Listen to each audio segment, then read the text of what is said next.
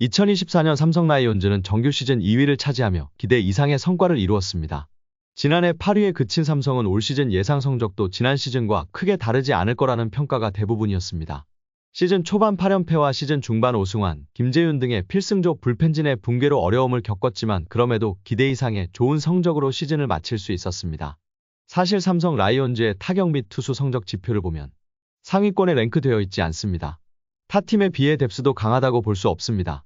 물론 임창민, 김재윤을 영입하여 불펜을 보강하기는 했지만 작년과 비교했을 때 전력의 큰 보강이 이루어지지는 않습니다.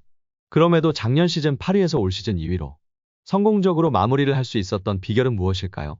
결정적인 이유 6가지를 소개합니다. 첫 번째, 젊은 선수들의 맹활약. 작년까지만 해도 삼성의 중심축은 30대 이상 고참 선수들 중심이었습니다. 하지만 올 시즌 젊은 선수들이 선발로 기용되면서 뎁스가 강해진 걸 느낄 수 있었습니다. 먼저 김영웅이라는 3루 내야 거포가 새롭게 탄생했습니다. 홈런 28개를 기록하며 삼성의 새로운 4번 타자로 역할도 해냈습니다.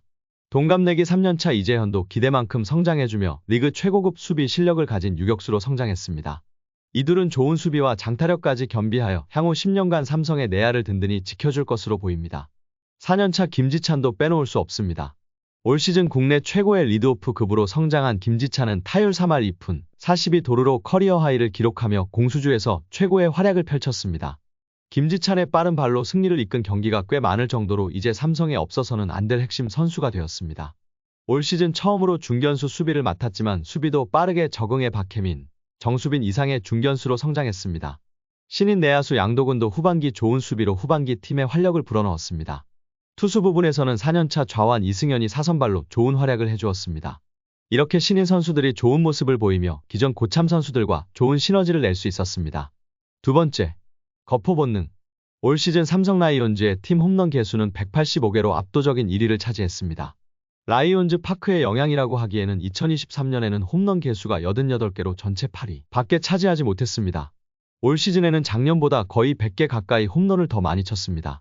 구자욱 33개, 김영웅 28개, 그리고 박병호, 이성규도 20홈런을 넘기며 여러 선수들이 골고루 홈런을 쳐주는 모습을 보였습니다. 특히 시즌 중반 박병호의 트레이드는 삼성 입장에서 신의 한 수라고 여겨질 정도로 삼성에서 좋은 활약을 펼쳤습니다. 박병호는 삼성 이적 이후 74경기에서 19홈런을 치며 삼성의 중심 타자로 거포 부재를 말끔하게 해결했습니다. 이성규 또한 2군 홈런왕이라는 오명을 벗고 올 시즌 특히 정말 필요할 때 홈런을 쳐주며 주전으로서의 입지를 다졌습니다. 그 외에 강민호도 19홈런으로 40세 나이가 믿기지 않는 활약을 해주었습니다. 세 번째, 팀 분위기. 올 시즌 삼성 라이온즈의 경기는 유독 재미있는 경기들이 많았습니다. 그 이유 중 하나로 팀 분위기를 들 수 있습니다. 팀 분위기가 좋다 보니 지고 있는 상황에서도 기대감을 갖게 했고 실제 역전승으로 경기를 잡은 경우도 많이 있습니다. 그 중심에는 주장 구자욱이 있었습니다.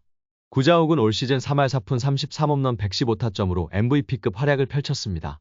더 대단한 건 본인 개인 성적뿐만 아니라 캡틴으로서 팀을 위하는 모습을 행동으로 보여주며 분위기를 이끌었습니다. 실제로는 조용한 성격이라는 구자욱은 고참 강민호와 함께 파이팅 넘치는 투지로 더가웃 분위기를 이끌어 나가며 올 시즌 어떤 팀보다 팀 분위기가 좋았다고 할 수 있습니다. 특히 고참과 신인급 선수들 사이에서 분위기를 이끌며 캡틴으로서의 역할을 200% 이상 해주었다고 생각됩니다. 네 번째, 최소 실책. 올 시즌 삼성 라이온즈가 좋은 성적을 낼 수 있었던 비결 중 하나는 수비입니다. 삼성 라이온즈는 10개 구단 중 최소 실책으로 강력한 수비를 보여주었습니다. 작은 실책 하나가 경기를 망치고 팀 분위기를 흐릴 수 있습니다. 특히 3년차 이재현, 김영웅은 공격면에서도 좋은 활약을 했지만 수비에서 최고의 모습을 보여주며 국가대표급 선수로 성장했습니다. 이는 국내 최고의 수비수로 평가받던 박진만 감독의 영향이 큰 것으로 보입니다. 다섯 번째, 강력한 선발진. 삼성 라이온즈의 선발진은 10개 구단 최고라 할 정도로 좋은 모습을 보였습니다. 토종 에이스 원태인은 15승으로 올 시즌 한층 성장한 모습을 보이며 이제 삼성의 에이스에서 국가대표 에이스로 거듭났습니다. 외인 선발 코너와 레이스도 기대 이상의 활약을 펼쳤습니다. 초반에는 아쉬운 모습을 보이며 뷰캐넌을 그리워하는 팬들도 많았지만 시즌이 지날수록 좋은 모습을 보여주었습니다.